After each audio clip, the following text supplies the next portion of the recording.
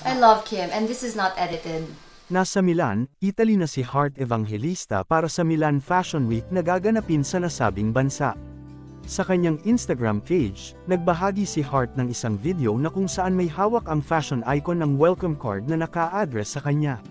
May signature ito ni Kim Jones, isa sa mga artistic director ng luxury fashion house na Fendi. Ang nakalagay sa card, "Dear Heart, welcome to Milano. Love, Kim Jones." Ipinahayag ni Heart ang kanyang pasasalamat at pagmamahal kay Kim. Nilinaw niya rin na hindi edited ang imbitasyon na kanyang natanggap. Aniya sa video, "Thank you so much Kim. I love Kim. And this is not edited." Ayon sa mga netizen, tila may ibig daw sabihin ang kapuso aktres sa kanyang last sentence.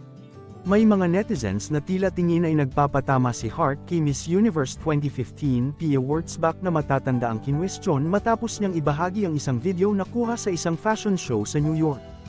Napag-alaman na hindi mismong si Pia ang kumuha ng footage kundi isang online magazine na kalaunan ay isinama niya sa kanyang caption.